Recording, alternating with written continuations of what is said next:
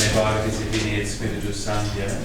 Amen. Gloria gratia plena Domini Tecum, benedicta tu in mulieribus, et benedictus fructus ventris tui, Iesus. Santa Maria, Mater Dei, ora pro nobis peccatoribus, et in hora mortis nostre. Speculum Justitiae, sede sapientiae, Sancti Aquinatis, Domine Patris et Filii et Spiritus Sancti.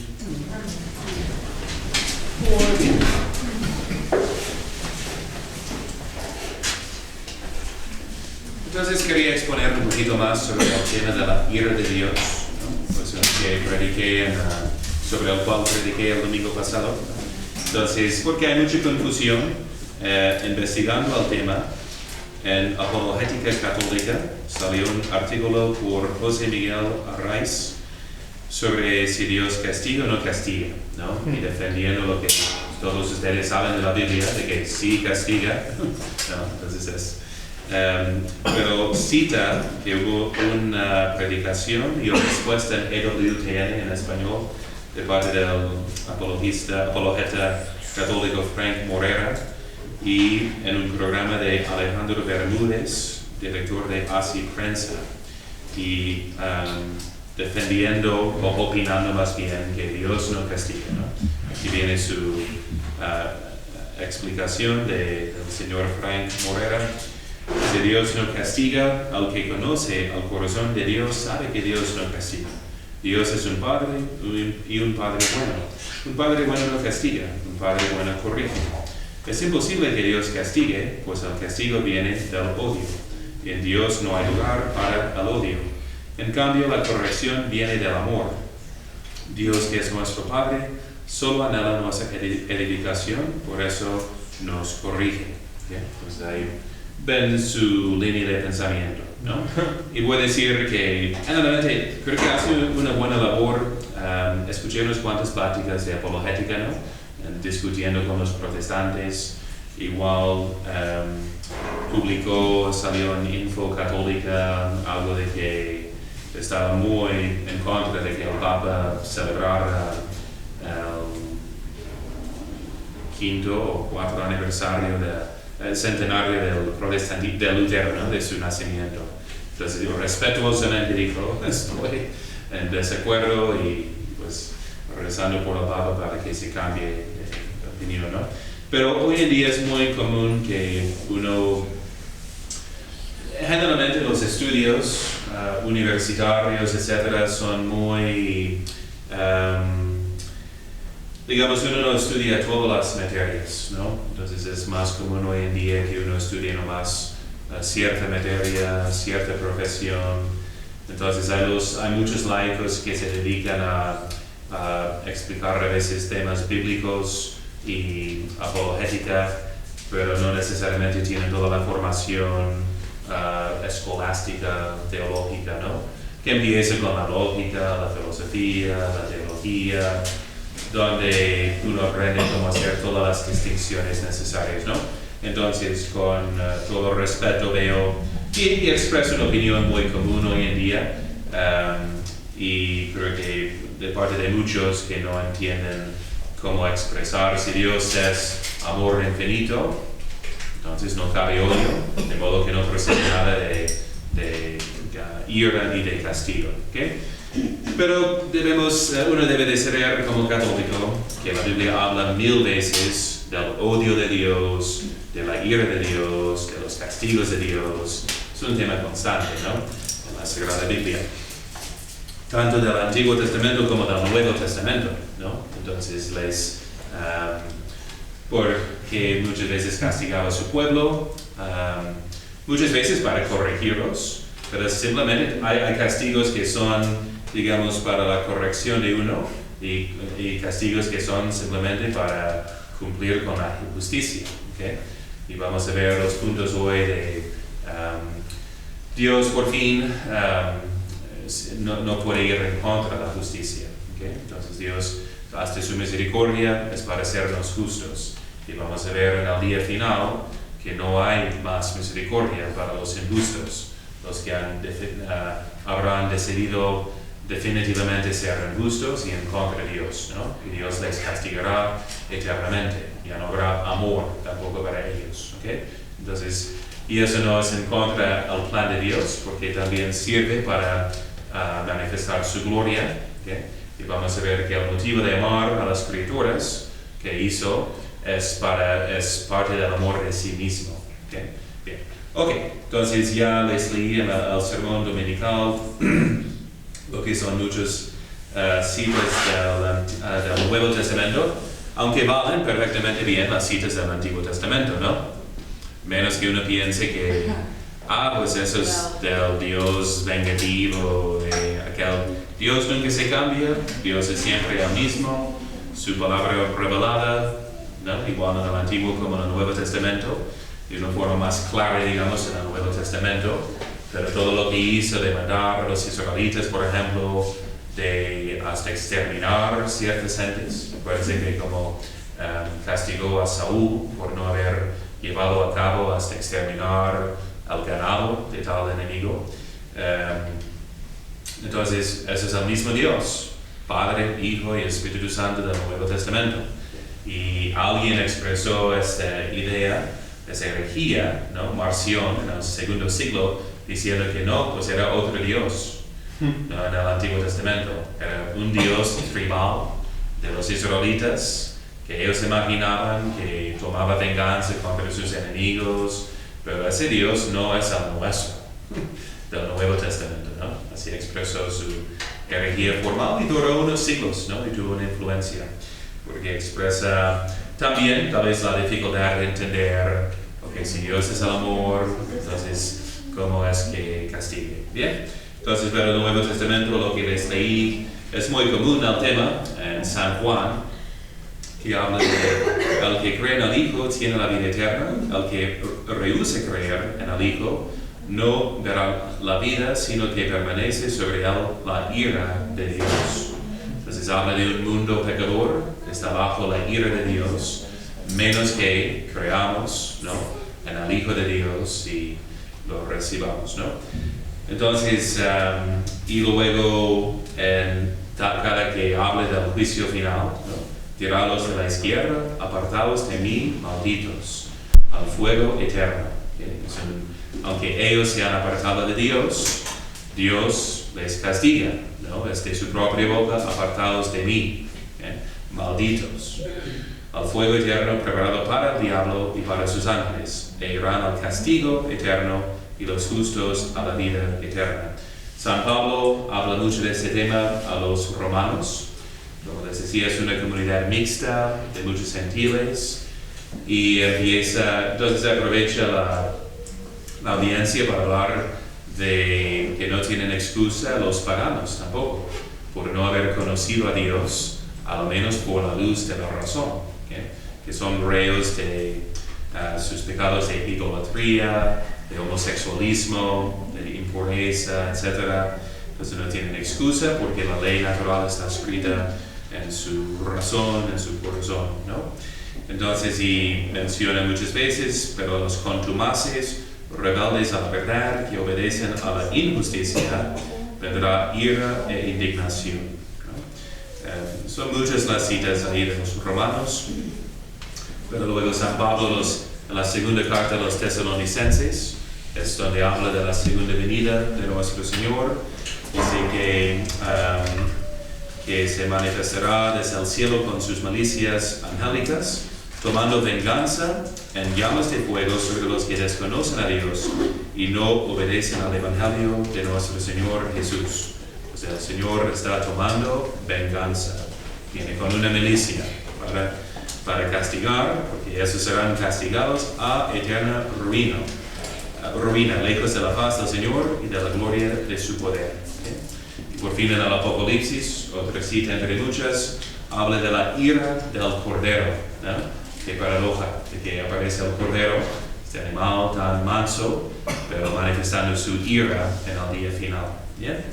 Porque viene porque ha llegado el día grande de su ira, y quién podrá tenerse en pie. Entonces la ira de Dios, esos son los cálices que derraman los ángeles en castigo sobre el mundo, la ira de Dios sobre el mundo pecador. ¿Okay? Entonces, hay varios puntos de aclarar, pero primeramente es este punto de que Dios, y nos ayuda a entender también esta cuestión de la predestinación y la reprobación. ¿Okay? Que dice Dios en su palabra, la carta de San Pablo a los Romanos, capítulo 9, entonces habla de la predestinación, de que he amado a Jacob y he aborrecido a Esaú, ¿no? Entonces habla de que porque unos son escogidos y otros no, en el sentido de su salvación eterna, aunque vamos a decir, obviamente que Dios quiere la salvación de todos, pero va a permitir que uno se pierda. Y eso no frustra el plan de Dios. ¿Okay? Para el hombre moderno, para el católico humanista, ¿no? O más bien el humanista católico, lleva una fachada católica, pero en su corazón piensa más como humanista. Ese es el cristianismo secundario, como lo expuso Romano Amerio en su gran libro Iota Unum sobre los cambios teológicos y errores de hoy en día, ¿no? Habla de que es un mundo que ama a Dios por causa del mundo, ¿no? Cuando se acercan a Dios para recibir algo de Él, que Dios, la religión es útil para la sociedad, pero todo es para el hombre. Hasta Dios existe para el hombre, ¿no? El mundo existe porque yo existo, como dice. Perdón por la interrupción, padre. Está grabando es que dice que no se escucha bien de aquí. No se escucha bien. Bueno.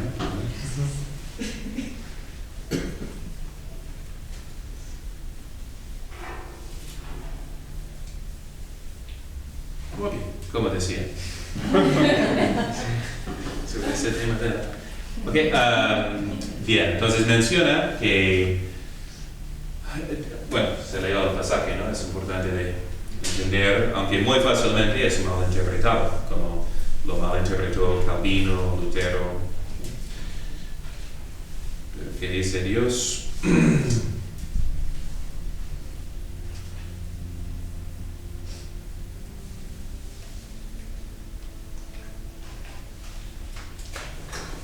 Romanos 9. Amé a Jacob, odié a Esaú. ¿Qué diremos pues? ¿Que hay injusticia en Dios? No. Pues a Moisés le dijo, te daré misericordia de quien tengo misericordia, y te daré compasión de quien tengo compasión. Por consiguiente, no es del que quiere, ni del que corre, sino de Dios que tiene misericordia. Porque dice la Escritura al faraón, precisamente para esto te he levantado, para mostrar en ti mi poder, y para dar a conocer mi nombre en toda la tierra. Así que tiene misericordia de quien quiere, y a quien quiere le endurece.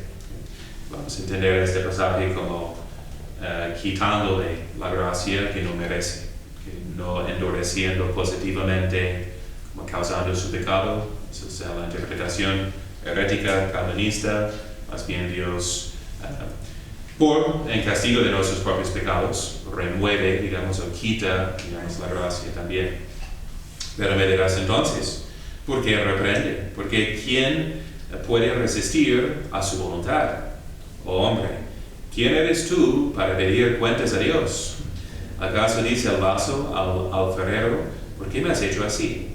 ¿O es que no puede el alfarero hacer del mismo barro un vaso para usos honorables y otro para usos viles? Pues si para mostrar Dios su ira y dar a conocer su poder, soportó con mucha longanimidad a los vasos de ira, maduros para la perdición, y al contrario quiso hacer ostentación de la riqueza de su gloria sobre los vasos de su misericordia, que Él preparó para la gloria. Es decir, sobre nosotros, los que Él llamó, no solo de los judíos, sino también de los gentiles. ¿Okay? Entonces ahí ven su respuesta de la palabra de Dios, bien interpretada, ¿no? De que Dios permite que uno se pierda, habiéndolos soportado, dice, con mucha longanimidad, ¿okay?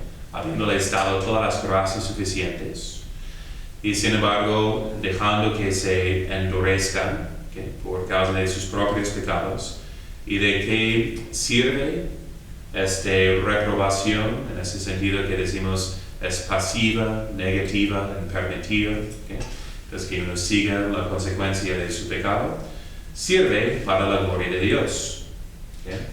Entonces no se frustra el plan de Dios, porque su plan, al fin y al cabo, es de manifestar su gloria, ¿okay? Que será manifestada tanto en la misericordia sobre los justos, como en la justicia sobre los injustos. ¿Okay? Entonces, la misericordia, digamos, sobre los que Él llame, digamos, y los que permite perderse, entonces, según sus pecados, van a glorificar también su justicia. En fin, Dios es la luz pura, que no podemos captar en este mundo creado, menos por el prisma, digamos, de muchos colores, ¿no? Entonces, por fin, manifestando tanto su justicia como su misericordia, se va a revelar de una manera más clara su eterna gloria. ¿Okay? Entonces, ¿y se puede decir que también los que se condenan eran llamados, pero no quisieron aceptar el llamado? sí, tenemos que decir, según la fe cristiana, que todo Dios quiere la salvación de todos los hombres, que todos reciban la gracia suficiente para su salvación, mas Dios permite, ¿verdad?, que unos se pierdan. Hay más detalles y otro debate sobre la gracia suficiente o eficiente y, ¿verdad?, cuánto es de la causa infalible de parte de Dios, pero como ya pueden intuir, según su omnisciencia, ya sabe todo, Él sabe quiénes se salvan, ¿no?, y quiénes no, desde toda la eternidad. Por eso cuando habla del libro de la vida, de los predestinados, ya está escrito. Los protestantes pensaban que pueden saber quién está en la lista, nada más por los que profesan la fe, por los que estén bendecidos por Dios, ¿no?, para ver si es una fe verdadera. Reemplazan por fin las buenas obras con bendiciones materiales. Entonces, como pensando más según el Antiguo Testamento, pero ellos entonces hablan de una predestinación con certeza, yo creo, entonces yo estoy entre los salvos y hablan de los réprobos con cierta certeza también de los que... Mi hijo me pregunta eso, ¿y cómo le explico? Porque él me dice, pues entonces, ¿qué chiste tiene? Pues si ya sabes que tú te vas a salvar, aunque hagas lo que hagas, ¿por qué? Sí, es que uno no sabe. Entonces hay dogmas en contra de esta forma de predestinación de Lutero, de Trento, diciendo que nadie puede estar seguro de su salvación en esta vida, menos por una revelación especial. Como de vez en cuando escuchamos en vidas de santos que sabía cuándo iba a morir y... ¿no? Entonces, puede por una excepción, una revelación especial, pero ¿qué dice el apóstol? No tengo nada en mi conciencia, pero ni por eso estoy seguro de mi salvación, porque Dios es el justo juez. Y cuántas veces mentimos a nosotros mismos, ¿no?, para justificarnos. Y además, por eso dice, trabajar para vuestra salvación con temor y temblor, no con una presunción de que ya está hecho, ¿no? Sino con temor y temblor, ¿no? Okay. Bien, entonces el primer punto es de cómo entender Dios en su vida íntima, digamos, ¿no?, su vida interior, ¿okay?, a diferencia de lo que causa exteriormente. ¿Okay? En su vida interior no cabe nada de odio, que esa es la intuición correcta de la gente que... Pero como Dios no se enoja porque Dios es amor infinito. ¿Okay? En el sentido propio es correcto que Dios es amor infinito, bondad infinita, y no se cambia de ninguna manera según lo exterior. ¿Okay? Entonces, aunque vamos a ver que ese es el lenguaje bíblico, ¿no?, de que se compadeció, se arrepintió de haber hecho al hombre así, ¿no? Entonces, ese lenguaje de cambios en Dios es metafórico. ¿Okay? Porque si Dios se cambiara, no sería Dios. ¿Yeah? Dios es absolutamente perfecto. Un cambio indica que hay una potencia que se ha actualizado que no tenía antes actualizada. ¿Okay? Entonces Dios es inmutable. Ese es dogma de fe que tenemos en el concilio de Letrán, si no me equivoco, y aquí la misma cita básicamente del primer concilio vaticano, ¿okay?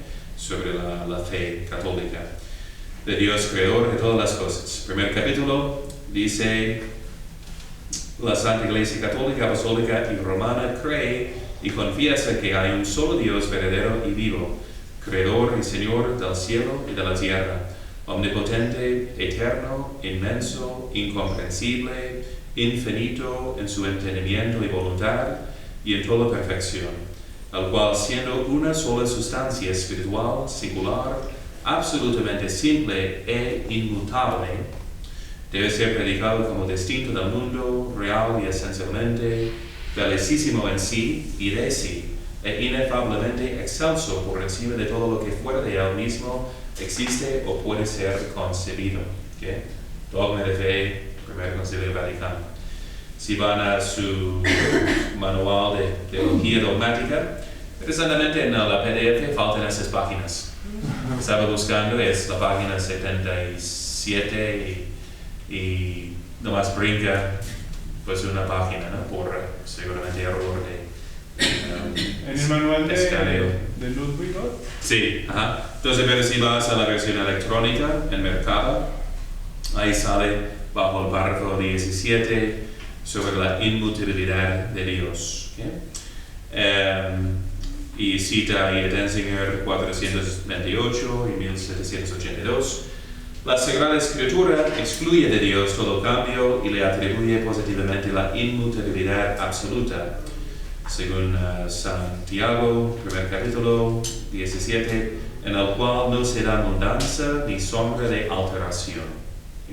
El Salmo 101, pero estos los cielos perecerán y tú permanecerás, mientras todo envejece como un vestido, los mudarás como se muda una veste, pero tú eres siempre el mismo y tus días no tienen fin.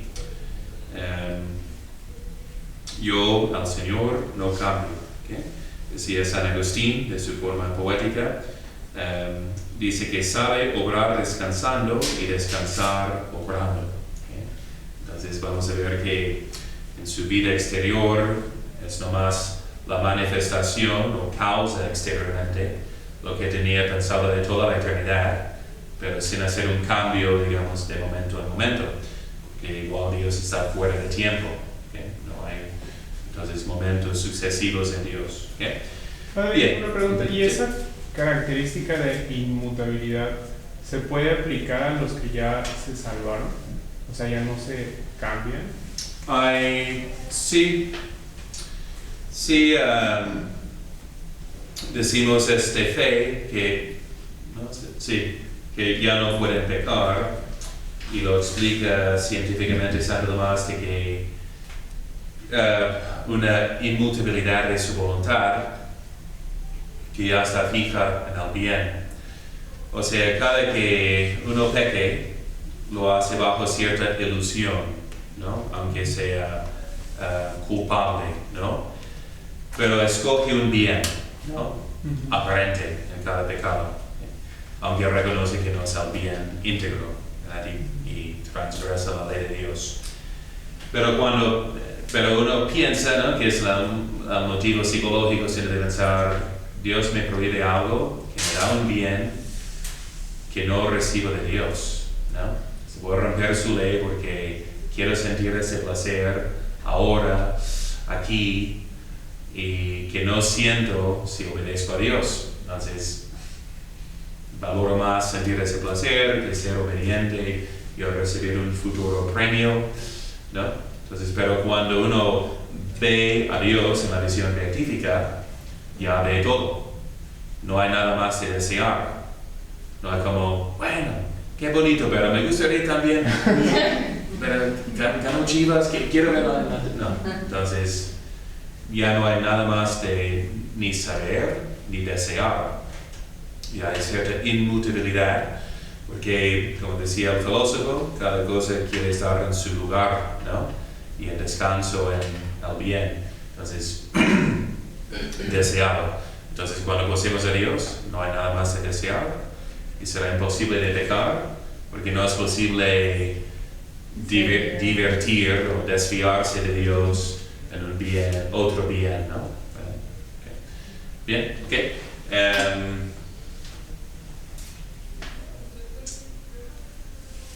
Ok, y ahí cita a los padres de la iglesia, a Santo Tomás de Aquino. Bien, ok, la inmutabilidad de Dios. Entonces, en Dios no hay ningún cambio. Ok, entonces, y si queremos, entonces, ¿hay odio a Dios en su vida íntima? No, porque es bondad infinita. ¿Hay tristeza? No. Okay? Entonces, es puro gozo. Entonces, ¿cómo entender el lenguaje cuando dice que Dios se enojó o se arrepintió de lo que había hecho? Es un lenguaje metafórico en cuanto se aplique a la vida íntima de Dios. ¿Okay? Pero a la vez es un lenguaje real en cuanto se aplica a sus acciones. ¿Okay? Que Dios es la causa, ¿no? del mundo exterior y por su providencia vamos a ver que castiga como también ama. ¿Okay? Entonces, pero como ustedes saben, nos confundimos en este punto de que el amor excluye al odio. ¿Okay? Ni emocionalmente es así. ¿Okay? Y obviamente Dios no tiene emociones, ¿verdad? Porque es algo, la emoción es propia del cuerpo. ¿Okay? Es un cambio corpóreo que sentimos. ¿Okay? Entonces, ni los ángeles ni Dios tienen emociones. ¿Okay? Si hubo moción, hay movimiento, hay cambio, ya no es Dios. ¿Okay? Sí hay cambio. ¿Okay? Pero acuérdense de esta exposición sobre las emociones que estudiamos un día también, de las 11 emociones, ¿no? Amor, odio, deseo, aversión, gozo, tristeza, y luego en el apetito irascible, cuando los deseos fuertes, tenemos esperanza, desesperación,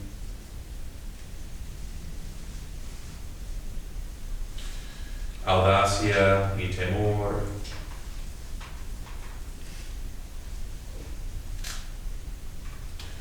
y la ira. Si se dividen en categorías, esos son del apetito concupiscible, ¿okay? Entonces concupiscibles, y esos son del apetito irascible. O sea, esos son los deseos en cuanto a bienes deleitables, ¿okay? Y esto en cuanto a los bienes arduos o difíciles. ¿Okay? Así se dividen nuestras emociones en esas dos categorías. ¿Los bienes qué son, verdad? ¿Cómo? ¿Los bienes de qué? Bienes concupiscibles y bienes irascibles. Pero ¿vienen de dónde? Pues de arriba, dice. No lo entendí. ¿Vienen de qué? ¿Cómo? No lo escuché bien. ¿Qué dijo? Pues dije muchas cosas. Entonces se refiere a deleitables y arduos.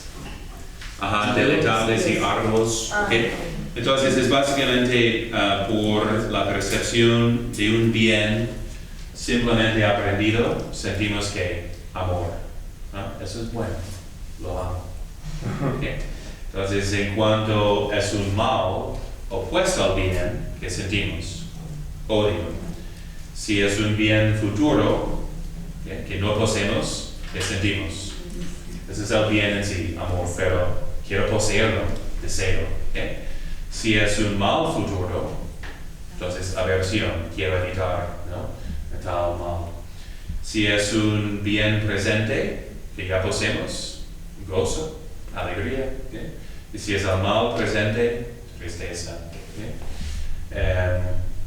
Si es un bien arduo, en cuanto sea posible, Sentimos esperanza, imposible, desesperación.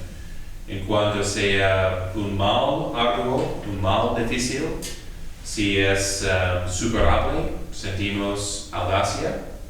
Si no es superable, es insuperable, temor. ¿Okay? Y si es un mal difícil presente, sentimos ira. ¿Okay?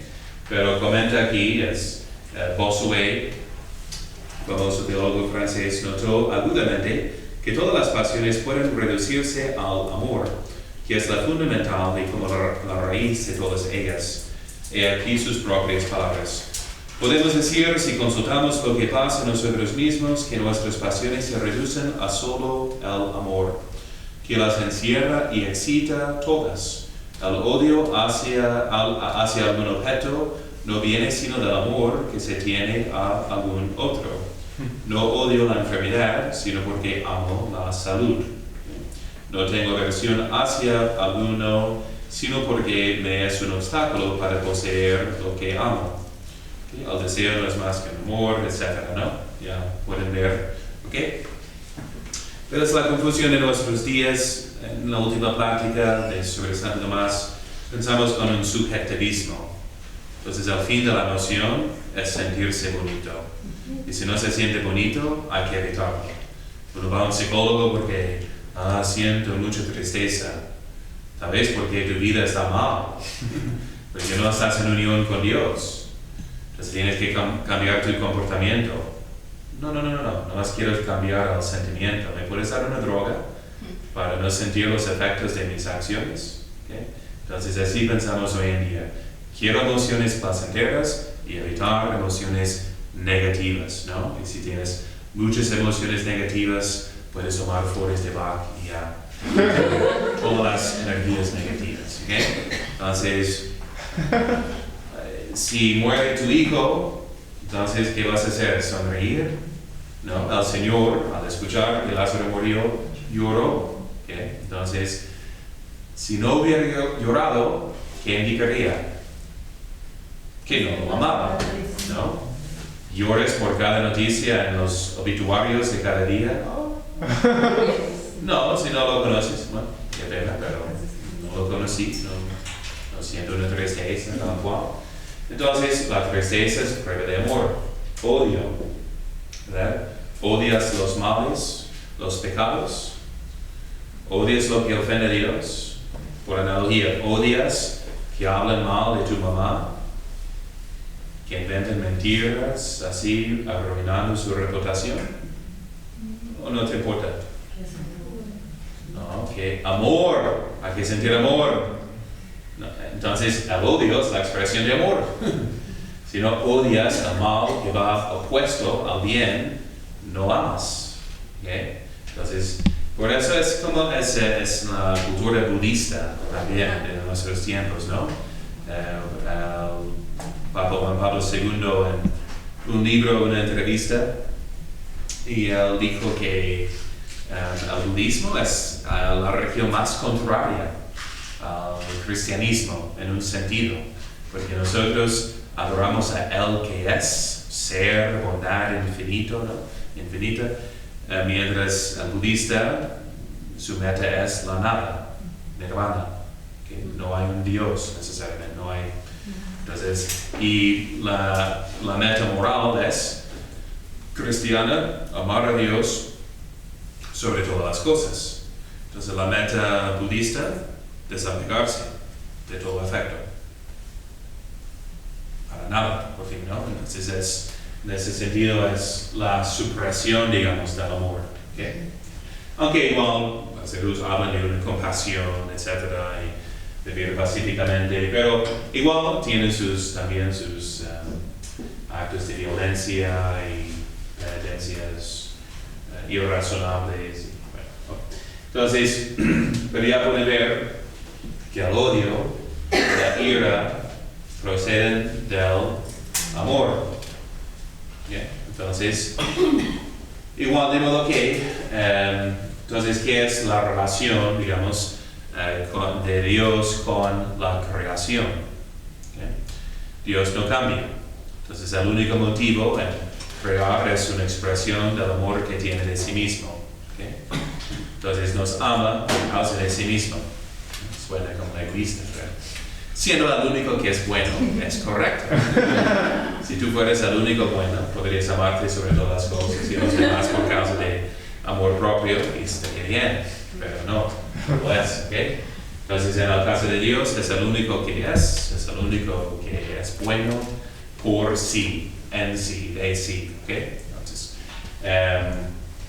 y acuérdense que el motivo de amor es el bien. ¿Okay?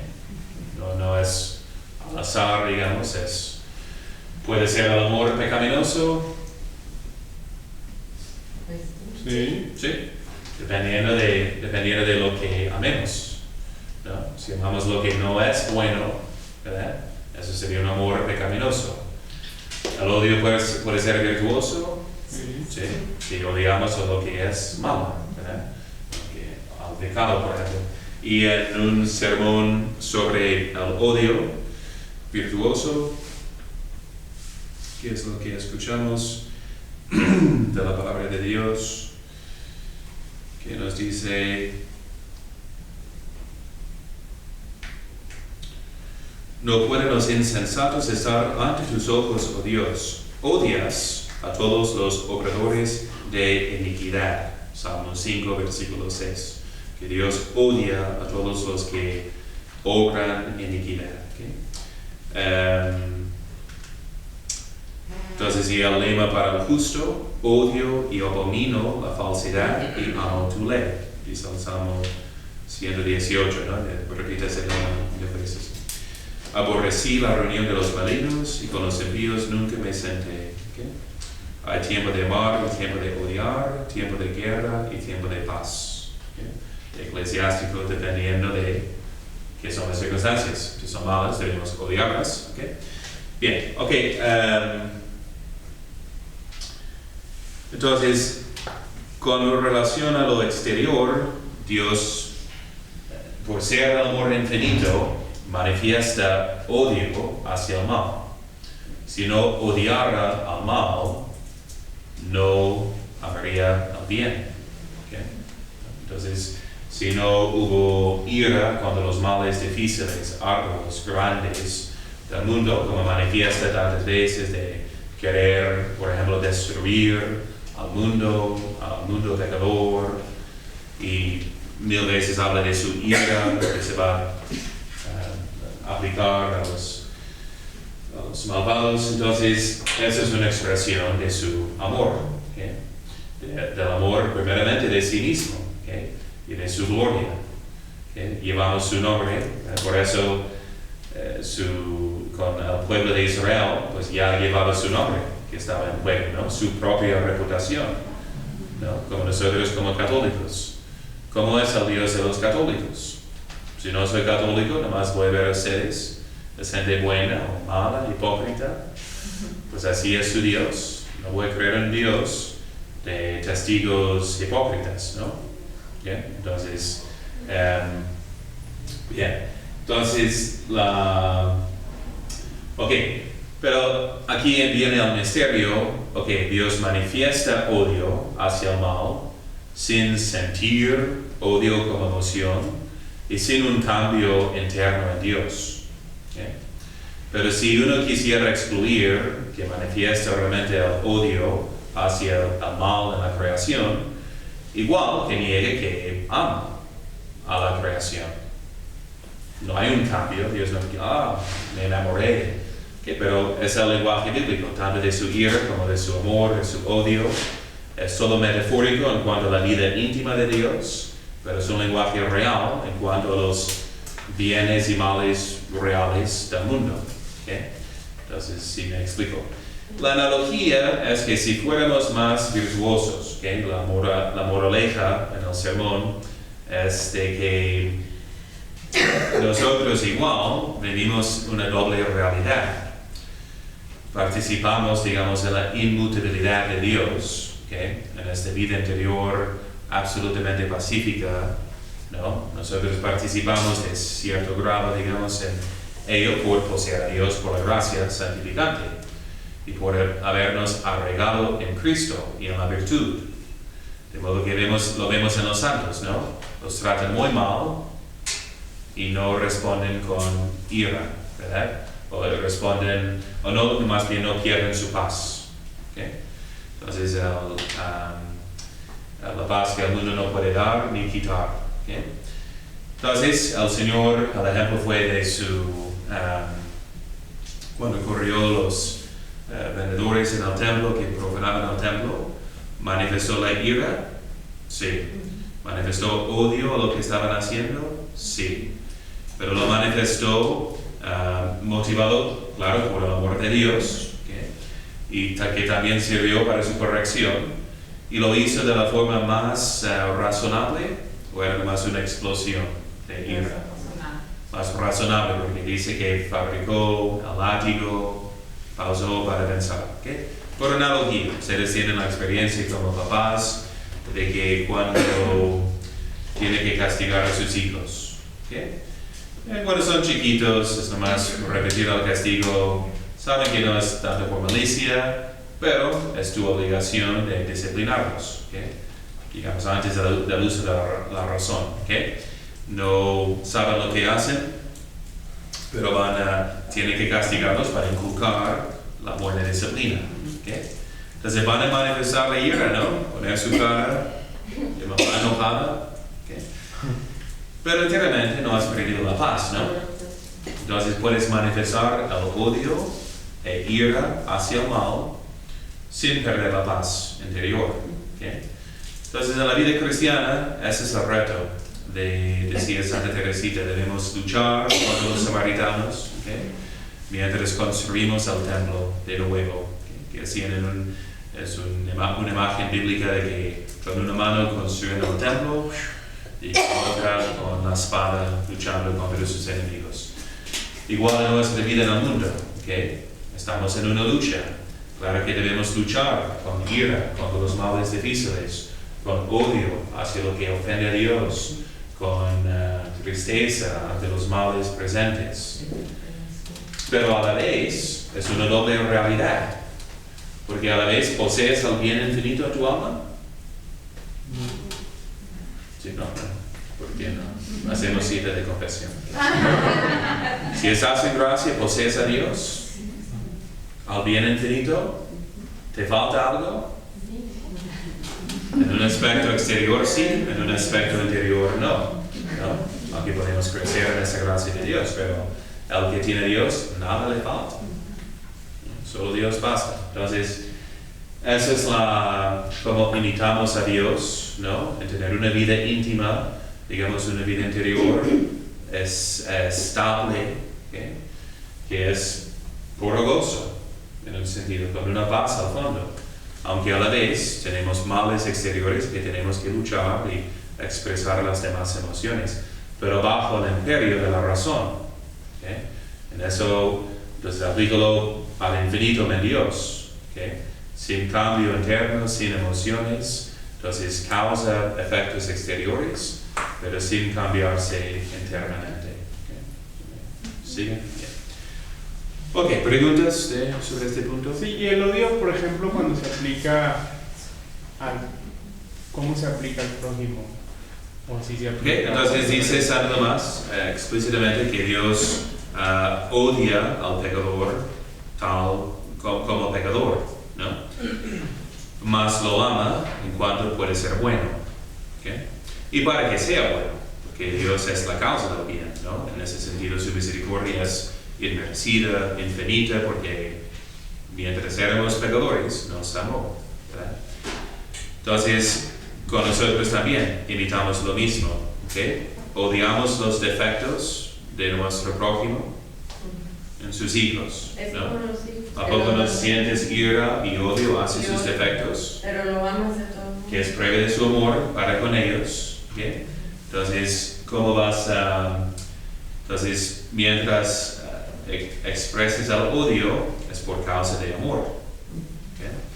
Entonces, ahora bien, mientras haya la posibilidad de que se convierta a ser bueno, cuando ya no exista esa posibilidad, ya no hay motivo de amor. ¿ok? Y puede no existir. Dios ama al diablo. No. ¿Ama a los réprobos? Tampoco. Es en el infierno de Dante, cuando descienden, Dante siente compasión y Virgilio le reprende. No están aquí por ser pobrecitos, que decidieran ser malos. Dios quiere la salvación de todos, da gracia suficiente, la rechazaron. Son enemigos de Dios. Y dice San Tomás incluso de miembros de la familia. Los justos odiarán hasta sus propios papás si están en el infierno. Que no habrá compasión por lo que sufren, porque son malos y decidieron ser malos, ¿no? Imagínense, ¿no? Eso vemos todo el motivo emocional pues transformado por gracia y es el amor de Dios sobre todas las cosas. Y vemos que es un amor falso por fin, amar a alguien que no es un amor que conduce a la persona hacia Dios, ¿no? Bueno, puede haber un amor superficial, digamos, ¿no? Que puede ser un amor, una atracción, pero por fin no merece ese nombre de caridad, sino conduce al alma hacia Dios. ¿Bien? ¿Una pregunta? Pero, o sea, mientras estén vivos pueden convertirse, ¿no? Exactamente. Entonces, en cuanto al trato, es interesante hablar de la vida psicológica, emocional, cristiana. Por poseer a Dios, irradiamos un gozo y una paz que el mundo no entiende, pero que es sumamente atractivo, ¿no? De modo que podemos sonreír mientras nos escupen en la cara, ¿okay? Pero a veces será apropiado también manifestar repugnación, ira, odio para su bienestar también, como una forma de corrección. Entonces, cuando habla de la amabilidad, que debe de ser como la disposición general del alma cristiana, que reconoce a Dios presente en su prójimo, pero cuando se porta mal, que es tu responsabilidad como mamá, si sonríes, estás aprobando, haciéndote cómplice de su travesura, ¿no? Entonces igual si uno está blasfemando o portándose muy mal, debemos poner la cara seria en contra, ¿no? Y corregirlos también. Esa es la expresión de amor, tanto de Dios como de esa persona. Entonces, que no pensemos que la vida cristiana nos obliga al estado emocional de Barney, ¿okay? Siempre alegre, siempre... Dios, Barney nunca castiga a los niños cuando se portan mal. ¿Quién sabe qué pasa después, no? Ya terminé de grabar. ¿No? Entonces, no, esa no es la vida cristiana, ¿okay? Y eso es una ilusión porque no hay males, ¿okay? El que piensa solo viene de los hippies, ¿no? Ese de no, siempre paz y amor. Porque no quieres trabajar y hacer nada difícil. Es fácil pensar más en paz y amor mientras fumas marihuana y ves la tele, ¿no? ¿Okay? Pero trata de formar y crear una familia, ¿okay? Ya no será por paz y amor, ¿okay? Hay que hacer difícil de corregir, ¿no?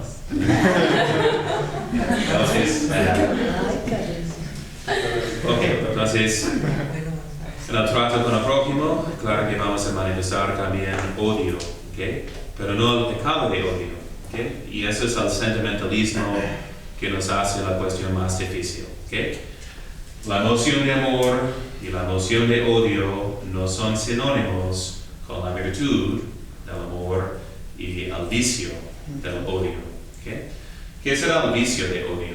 Sentir odio, porque muchas personas, me imagino, me dicen, entonces a veces sienten la necesidad de confesar, sentí ira, okay. Sentí mucho odio, okay. Tal vez era correcto, ¿no? Si era ante algo, una injusticia, yo espero que haya sentido ira, si no me indicaría que no te importa, okay. Entonces sentiste ira, qué bien, no, pero, ok, exagerada, Que entonces cuando llega a ser, solo puede ser pecado por una decisión de la voluntad. Ningún sentimiento es pecaminoso en sí, ¿okay? Es un consentimiento.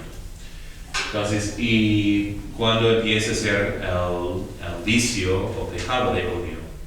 Cuando vives en eso, ¿no? O sea, es persistente, ¿no? No necesariamente, porque la causa del odio emocional puede ser persistente también. La intención. Si estás en la guerra, vas a sentir ira por la mayor parte del día. Incorrectamente, ¿no? Es lo que exige que tengas esa ira para tener más energía, para seguir luchando, ¿no? Como desearle ya mal a alguien, no.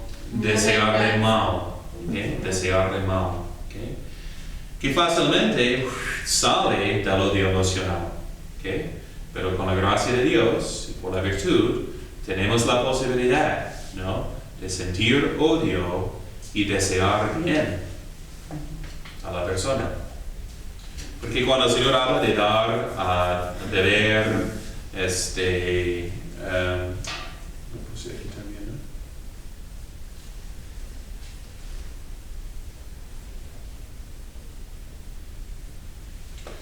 Dice San Pablo a los Romanos capítulo 12, no os toméis la justicia por vosotros mismos, antes dad lugar a la ira de Dios.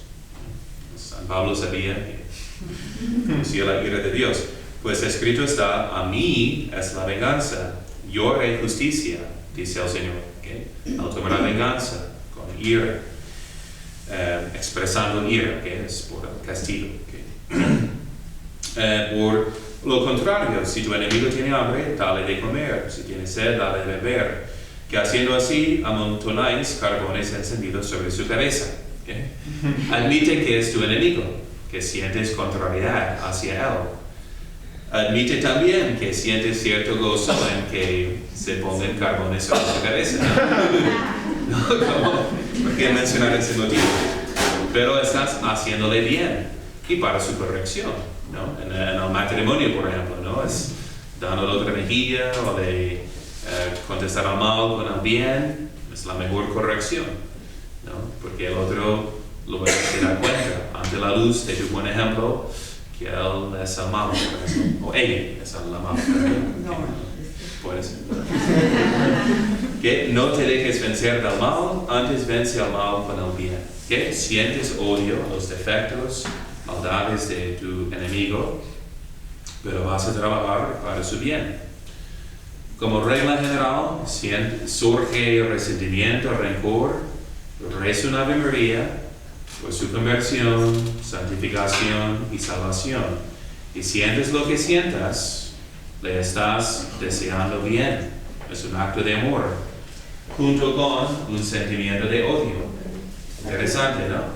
¿Okay? Pueden coexistir así, ¿okay? Porque hasta el odio puede ser expresión de amor, pero lo superamos para no caer en una venganza injusta, ¿okay? Deseándole mal. ¿Qué sería, no? De que se muera, que sufra más. Okay. Pero hay una venganza justa que podemos desear también, ¿no? Queremos que se quede en la cárcel el Chapo, ¿no? So, queremos misericordia para que salga. ¿Okay? Clemencia, no. Queremos que sufra las consecuencias de sus acciones para su bienestar, Padre, ¿no? la pena de Para que muerte. se convierta. La pena de muerte, entonces, es justa, es una venganza justa que uno quiere, ¿no? Okay. Estaba leyendo en los comentarios bíblicos también lo que dice el Señor en Mateo capítulo 5.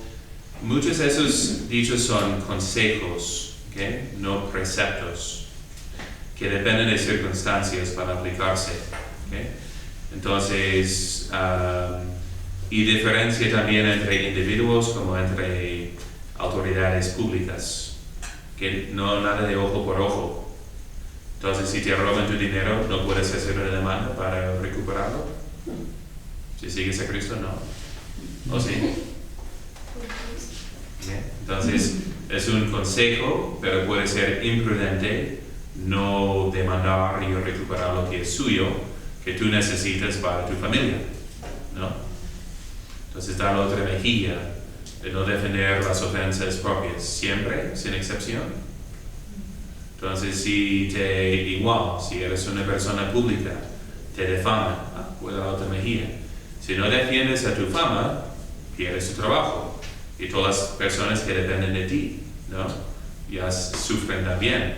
Entonces cuando exija el bien común, que defiendes tu reputación, sería lo correcto, ¿no?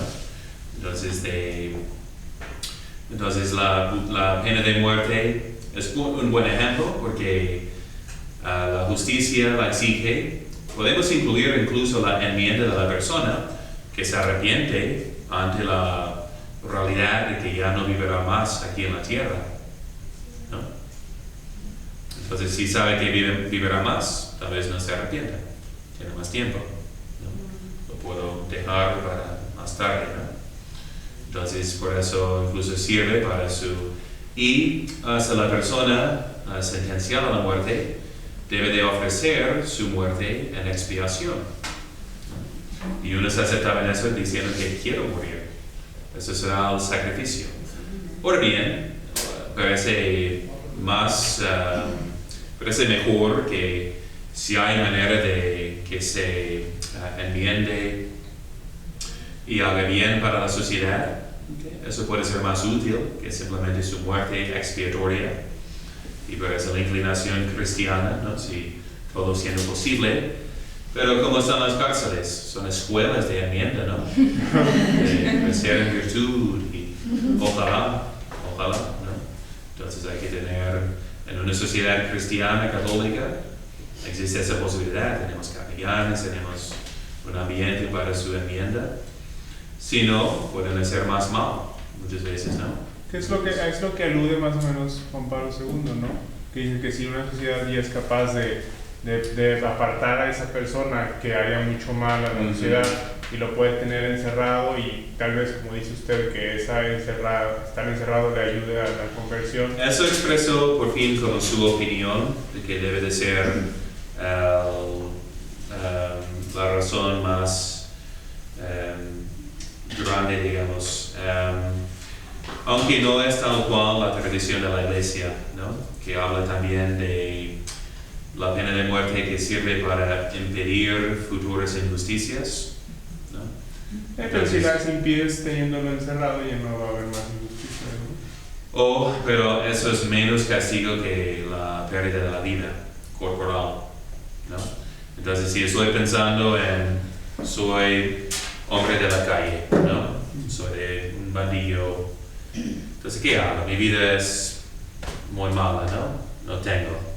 Entonces, puedo matar a esa persona y recibo dinero de mi pandillo. Si me sorprenden, pues vivo en la cárcel, ya no estoy en la calle. Entonces, para mí, pero perder mi vida, eso me impide, digamos, psicológicamente de hacer este acto malo, ¿no? Pero si puedo vivir cómodamente en la cárcel, me da igual. Como vivir en la calle, yo no pierdo nada. Entonces lo voy a hacer, a ver si saco la lotería de ganar dinero sin que me capturen, ¿no? Pero quién sabe que aunque vivas en la calle preferirías vivir encerrado. Oye, pero depende de la cárcel también, ¿no? Claro. En Estados Unidos hay cárceles muy bonitas, ¿no? O para narcos en Sudamérica. ¿Han visto esos videos también?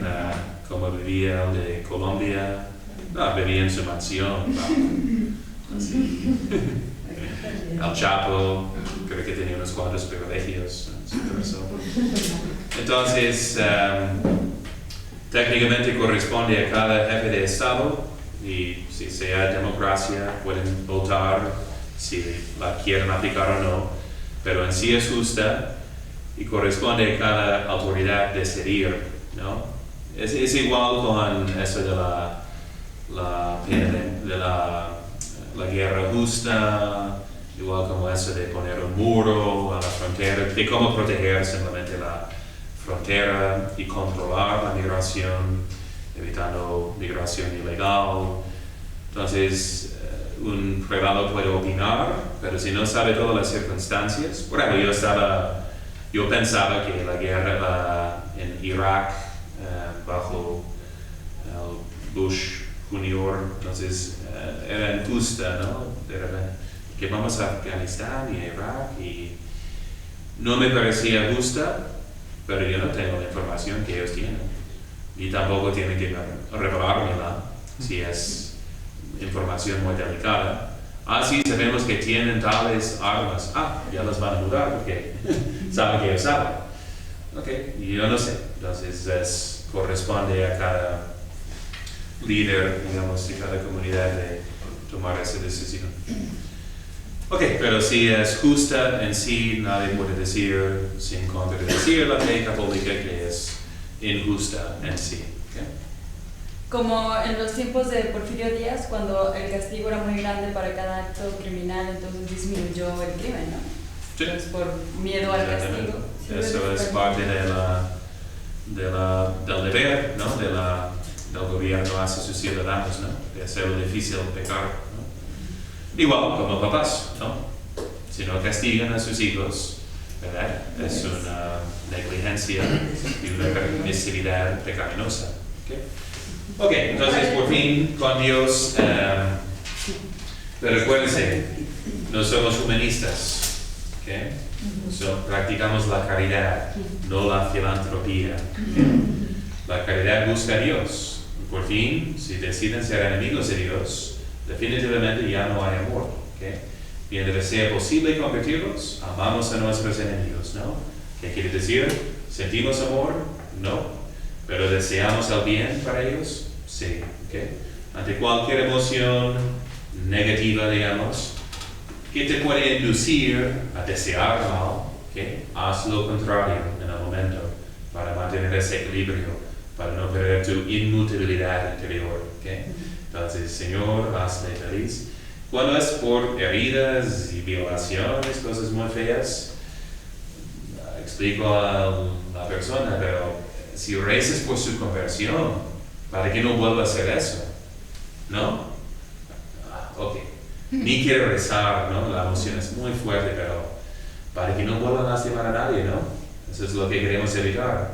Sí, que reza una Ave María por su conversión, nada más. No tienes que sentir nada de amor hacia esa persona, pero tienes que desearle el bien de su conversión y salvación, ¿no?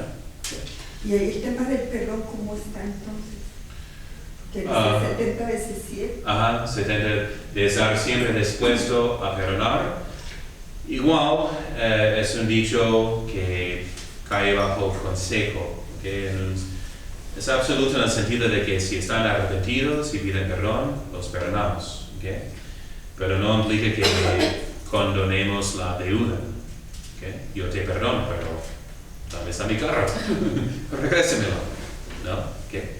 Entonces sería imprudente y en contra de la justicia si ponen, no me debes nada. ¿Okay? Entonces, podemos darlo si este consejo puede ser algo más heroico, pero examinadas todas las circunstancias. Y otra vez, si eres una persona pública o de una sociedad, de familia X, muchos dependen de ti. Entonces, hasta tu fama, tu dinero no es simplemente tuyo, sino es para cuidar a los demás. ¿Okay? O si te das cuenta, simplemente él va a malgastar todo eso. No robó por pobreza, sino por codicia. Entonces yo puedo utilizar eso bien para la iglesia, para una buena causa. No, yo voy a hacer la demanda para que se use para el bien común. ¿Okay? Igual de perdón no es sentir perdón. ¿Okay? Y San Tomás explica los detalles también y que lo pida, ¿no? Si no está arrepentido, todavía no lo perdono, ¿okay? En un sentido formal, de que ya somos amigos. No, sigues perjudicándome, yo voy a defenderme, ¿okay? Para evitar este prejuicio, y entonces no hay una reconciliación hasta que se cambie, ¿no?